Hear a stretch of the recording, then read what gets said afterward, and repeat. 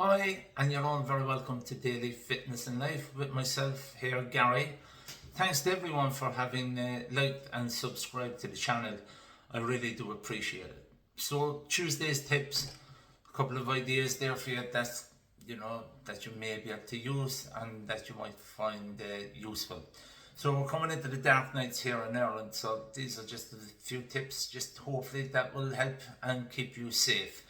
So the first tip I will give is that, you know, as the nights are getting dark now, when you park your car, always try and park your car in a well lit area. So what can happen at times is that someone might park their car, they might be in a hurry to get to work or whatever it is, or if they're going to some do or function or something like that, and they mightn't be coming back until late that night or late that evening when it's dark. And what would have appeared to have been a busy place during that day at that night, it could become very secluded, very dark, and mightn't be might be the greatest of places to have left your car.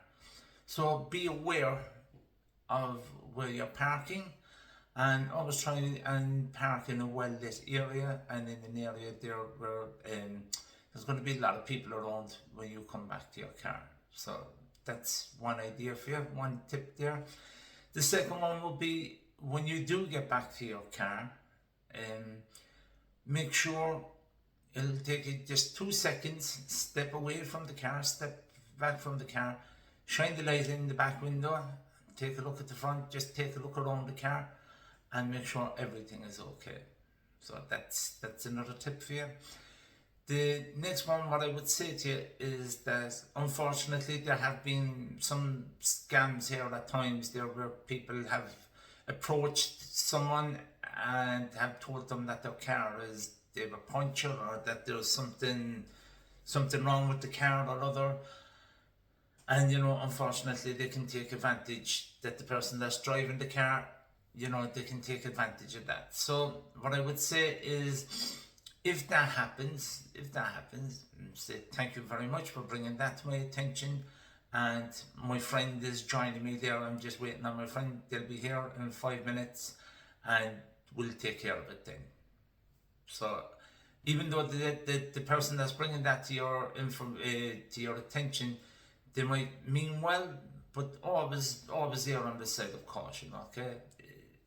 Once they go, and if the car is legitimately damaged or whatever, then make your phone calls and get someone to come and collect you. Okay, so that's the other one.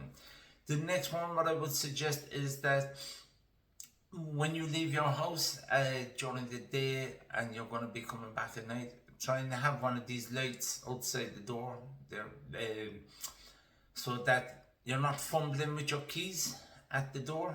So have your keys ready and have the light on outside the door so that you can see what you're doing. So again, and that as you approach the house, that you can see if there's anyone hanging around there. They shouldn't be hanging around there. The next one, what I would say is that if you were out on a night out and you're after getting a taxi home, have your keys ready, especially if you're after a few drinks. And even if you're not, don't be standing at the door for long periods of time trying to get in the door, okay? That's not really the safest thing to be doing. So always have your keys at the ready, so that when you get out of the taxi or when you get out of the car, that you're coming to your door and you're opening the door, letting yourself in there, as quickly as is possible. The next tip that I will give is, if you're walking, okay, I know with the weather we all like to get out and get a bit of fresh air and walk, and that's fabulous. Try if you can not to walk in secluded areas. Now I understand people will say, well, I don't like the hustle and bustle of the city and I like to get out and get away. That's fine, but the problem with that is that if you're walking in a secluded area and something happens to you, and hopefully that it wouldn't, and something happens to you, and you could be a long way from help. So always trying to stay someplace where that if you need to contact someone, that can be done you know, in a reasonable amount of time. Also, if you are insisting on saying, well, I walk the woods, there's a woods by my house, or there's a pathway by my house, and you know, I don't see why I should not be walking them, I agree to a certain degree, but the problem with that is that, you know, nowadays, unfortunately, in the way that we live and the way the society has gone, that not everyone might be on that path with the same idea of just going for a walk. So always again, err on the side of caution. If you feel that you must walk those secluded areas and stuff like that, then make sure you let someone know where you're going, where, you know, what your route is, and what your time, what time you'll be back at. You know, they're only small things, but they can make a difference to you. Again, as I say, after every one of these videos, I'm not trying to make anyone paranoid, but if I can make you just a little bit aware of your surroundings and, you know, just a little bit of self-protection there. And the more that you practice that, then the more that will become natural to you, and you'll be doing these things without even thinking about it. But again, it's practice, it's just repeat and practice. There's no magic for that. Okay, so I hope you found those tips useful.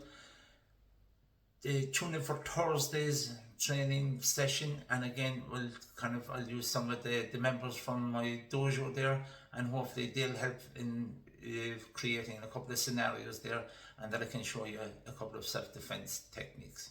So thanks again to everyone for having liked and subscribed to the channel, and as I said, if I can only just help one person, then this video will have been worth doing. Okay, so thanks again ever so much, and I'll speak to you Thursday with God's help. Slán go fóill.